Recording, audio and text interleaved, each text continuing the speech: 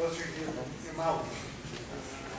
Mike, to your mouth. Yeah. As you can see, my title, if you have the program, my title is different from the program, and the paper evolved from the time I was asked to provide the title in the abstract. 5 explicit and implicit notions of revolution in Capital One as seen from a multilinear peripheral angle.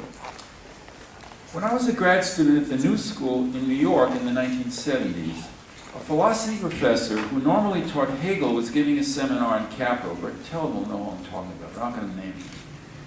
But probably worried about lingering McCarthyism, he spread the word that this was a seminar on capital, not revolution, and that if you wanted the latter, you should attend a different seminar. This is an exaggerated version of what is often said of Capital, that as against the Communist Manifesto, it is a scholarly theoretical work that does not call for or even sketch the notion of revolution. From this standpoint, the main theme of the book is the unfoldment of the Capital form with many dialectical twists and turns, which is certainly not a false picture. And as is well known, the censors allowed the 1872 Russian edition of Capital to appear because they considered it a purely scholarly work, and probably the German as well in 1867.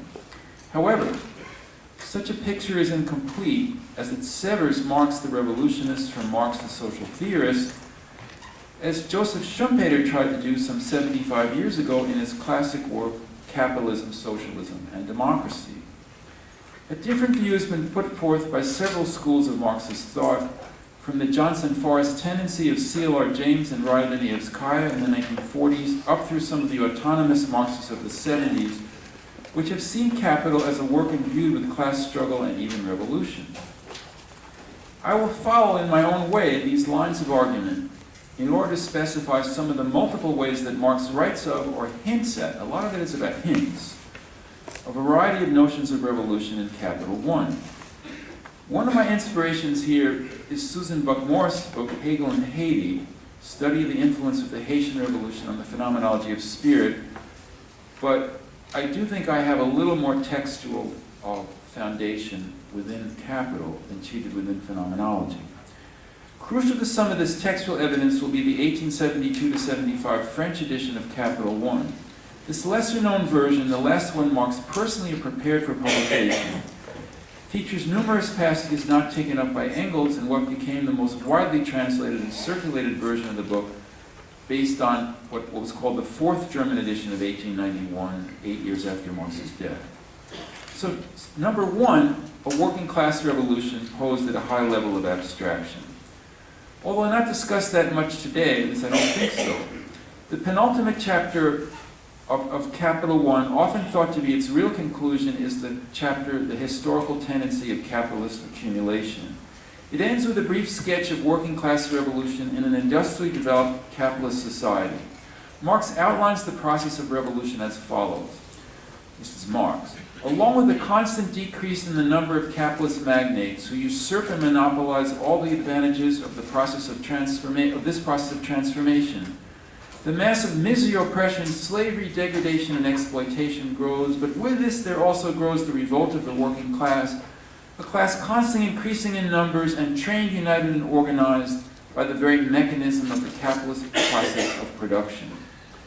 Over time, all these developments of first the productive forces and second, a united working class would become, as he put it, incompatible with their capitalist integument. Next comes what he calls the death knell of capitalist property, where the expropriators are expropriated.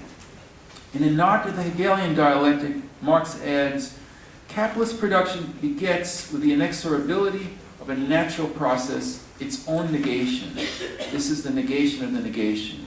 In this way, Capital One ends with a dialectical thunderclap of revolution. These pages have been endlessly debated as to whether Marx's supposed prediction of an imminent revolution has been proved wrong by history. Leaving that debate aside, what is also notable about this chapter is its high level of abstraction in the sense used by Berthold Ullmann. The preceding chapters, as well as the succeeding and technically final one on settler colonization, are filled with a wealth of social and economic detail, most of it drawn from the British experience. But the chapter, The Historical Tendency of Capitalist Accumulation, is written at a much higher level of abstraction without reference to any specific country. All this leads me to the conclusion that, similar to the fetishism section, this concluding chapter on anti-capitalist revolution is meant neither as a prediction of immediate events nor even as a concrete description of revolution. The state is not mentioned, nor are ethnic divisions among the workers, nor other classes of working people like the peasantry, nor are subjective factors like the development of the labor or socialist movements. In short, I think that what Marx presents here, he presents here a chemically pure, class-based revolution against capital that is not intended as a description of any specific capitalist society or any specific revolution that might occur. Those would be messier and more variegated. So go to the second slide, please. Number 2, Ireland, Britain, and the specificity of ethnicity, colonialism, and class. When Capital I first appeared in 1867, Ireland was not merely an oppressed nation ruled by a foreign power, Britain. As outlined in the last section of the long chapter, The General Law of the Accumulation of Capital, Ireland was also the victim of a particularly capitalist form of colonialism, which radically overturned the entire economic system, dispossessing a subsistence farming peasantry in favor of value-creating production like sheep farming, and turning the island into impoverished agricultural dependency of British capitalism, all in the service of capital accumulation. The chapter on accumulation of capital seems to end with the prospect that the British Isles, I think the Irish would like that term, divided as they are by class and ethnic bitterness, will decline overall in the face of across the ocean an ascendant U.S. capitalism, itself strengthened by Irish emigration. In terms of Britain, Marx concludes, it's his words, like all good things in the world, this profitable mode of proceeding has its drawbacks. The accumulation of the Irish in America keeps pace with the accumulation of rents in Ireland. The Irishman, banished by the sheep and the ox, reappears on the other side of the ocean as a Fenian. There, a young but gigantic republic rises, more and more threateningly, to face the old queen of the waves. And then a quote from Horace, "A cruel fate haunts the Romans, the crime of fratricide." But is this only about decline in intercapitalist rivalries of supersession? The brief, almost cryptic reference to the large number of Fenians among the Irish Americans hints at something else as well. In 1867 to 70, after the first edition of Capital came off the press, Marx strongly supported the Fenian movement, a progressive form of Irish nationalism based among the peasantry rather than the upper or middle classes, and which kept its distance from the church. Marx often managed to get the General Council of the First International to do so as well. Marx also theorized in 1870 about revolution and barriers to revolution in Britain and Ireland in what has been known in the literature as the confidential communication, a statement of the International written in French. Here Marx described how the Irish working people, both in their home country under the death grip of British colonial rule, or inside Britain as immigrant labor in the brutal capitalist factories, were victimized by stereotyping and what would today be termed racism. The condescending attitude even of British workers toward their Irish counterparts who had emigrated to join the lowest levels of the British working classes created division within the class to the benefit of capital. In this sense, Marx's discussion concerned a form of what later came to be called false consciousness. Ever the dialectician, however, Marx also saw that such false consciousness could be turned upon its head, with revolutionary impulses from the most severely oppressed working people serving as a spark for a wider conflagration that would engulf workers from the dominant ethnic group as well. Thus, he added in the confidential communication that an Irish agrarian uprising might serve as a lever to challenge the overwhelming power of the British ruling classes, which are the most powerful in the world at that time. So here's Marx again. Although revolutionary initiative will probably come from France, England alone can serve as a lever for a serious economic revolution. It is the only country where there are no more peasants and where landed property is concentrated in a few hands. It is the only country where the capitalist form, that is to say combined labor on a large scale under the authority of capitalists, has seized hold of almost all the whole of production. It is the only country where the vast majority of the population consists of wage laborers. The English have all the material conditions for social revolution. What they lack is a sense of generalization and revolutionary passion. It is only the General Council of the International that can provide them with this, that can thus accelerate the truly revolutionary movement in this country and consequently everywhere. If England is the bulwark of landlordism and European capitalism, the only point where official England can be struck a great blow is Ireland. Now, so stressing that the ruling class was composed of landlords as well as capitalists, Marx added, in the first place, Ireland is the bulwark of English landlordism. If it fell in Ireland, it would fall in England. In Ireland, this is 100 times easier because the economic struggle there is concentrated exclusively on landed property, because the struggle is at the same time national, and because the people there are more revolutionary and angry than in England. This is Marx's mature theory of revolution and capital accumulation at a specific juncture, Britain and Ireland in 1870.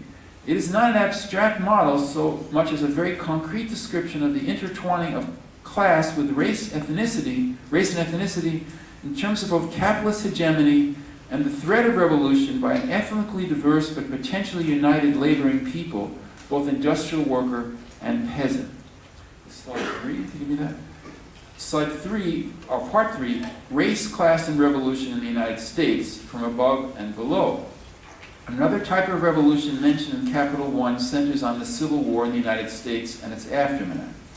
In the preface of the 1867 edition, Marx referred to revolutionary changes in the offing in both Britain and Reconstruction America as proof of the generalization that society is no solid crystal. In terms of the U.S., he writes that, quote, after the abolition of slavery, a radical transformation in the existing relations of capital and landed property is on the agenda, talking about the United States, referring to what is today termed 40 acres and a mule, the land grants that radical Reconstructionists attempted to cede to the former slaves. This radical initiative was blocked by a single vote when the effort to impeach the poisonously racist and obstructionist President Andrew Johnson failed in the Senate in 1868, 1 year after Marx published those lines. The attempt to impeach Johnson occurred at the high tide of the Civil War as a revolutionary event. But even without that radical land reform measure, which would have gained for the emancipated slaves not only political freedom, which they attained briefly, but also economic sustenance, similar to what happened to the French peasants after 1789, the Civil War still carried with it many revolutionary effects and potentials.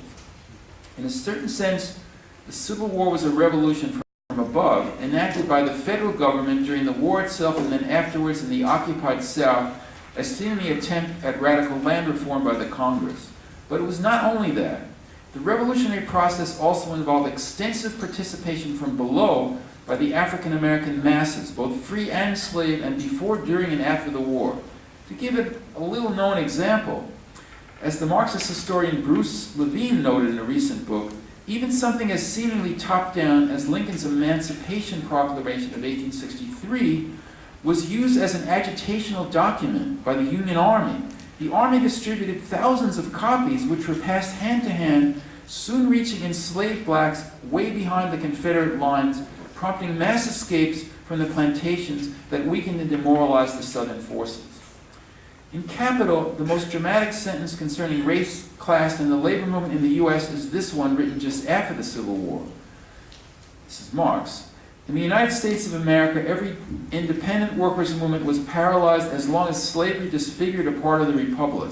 Labor in a white skin cannot emancipate itself where it is branded in a black skin.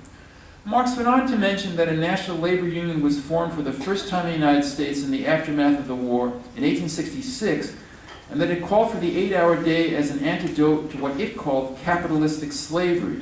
Not the kind of language one hears very often from the labor bureaucracy today, even the pro-Bernie Sanders one. The Civil War in the U.S. also had international dimensions, as Marx wrote in the same 1867 preface. Just as in the 18th century the American War of Independence sounded the tocsin for the European middle classes, so in the 19th century the Civil War did the same for the European working class. And that's not a mistranslation, he writes a Mittelklasse, that's what he writes. At that time, he of course could not have known of the Paris Commune of 1871, but he was certainly aware of the stirrings of European labor during the Civil War. British workers mobilized in support of the North, even as the government, which was threatening intervention on behalf of the South, was trying to gain their support for intervention by blaming the mass layoffs in the cotton mills on the northern blockade of Confederate ports. Those who organized the mass workers' meetings across Britain in opposition to the government's war cries counted among their number many of the labor activists who, in 1864, founded the First International in London. Go to the fourth slide, please. The fourth example, communal villages as loci of revolution in Russia and beyond. The chapters and different editions order this material differently on primitive accumulation of capital, or even title it differently, center on the earliest days of capitalism, with special attention to the dispossession or expropriation of the British peasantry from the land and to the African slave trade as part of that early capitalist accumulation. This forms the basis of a new economy based upon slave labor and wage labor, with the latter driven into the towns to become the proletariat. It is at the end of this trajectory, as discussed above, that the now large and powerful working class rises up and expropriates as expropriators the capitalist class in what he calls the negation of the negation. The trajectory seems at first sight unilinear, at least in terms of the dispossession of the peasantry, for as Marx writes at one point, only in England, which we therefore take as our example, has it the classic form, talking about primitive accumulation. A lot of ink was spilled in Russia over this sentence, which formed part of the edition of Capital that was translated into Russian in 1872. Many radical populists in that country yearned for a rural communism based upon the mir, or traditional village commune, hoping that it could be radicalized and modernized without going through the terrific pain of dispossession and uprooting. Others, sometimes beginning to consider themselves Marxists, held that the uprooting of the commune was inevitable and necessary, albeit painful, as the demise of feudalism had been in the West. In the French edition of Capital, Marx opened up the dialectic of primitive accumulation, capital, and labor. As taken up above, the process of primitive accumulation of capital in the 1867 edition ends with a revolutionary working class appropriation of capitalist property after those workers have gone through all the horrors of uprooting and industrial wage labor. But here in the French edition, in text completed around 1875, he opens up his dialectical presentation to account for particularity and difference by decisively altering a key sentence from 1867 about British history as the classic form of primitive accumulation. In the French edition, I think the quote is up there, this sentence, probably worked around 1875, or just before, reads, so far it has been carried out in a radical manner only in England, therefore this country will necessarily play the leading role in our sketch.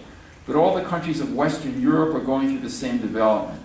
Here the dialectic of primitive accumulation and subsequent proletarian revolution in the capitalist modernity is not pushed aside, but its scope is limited to Western Europe and presumably the other areas of the world that were embarking upon a capitalist form of modernization, like the US. As for Russia and other areas of the world not yet at the heart of the capitalist mode of production, there was a more open road.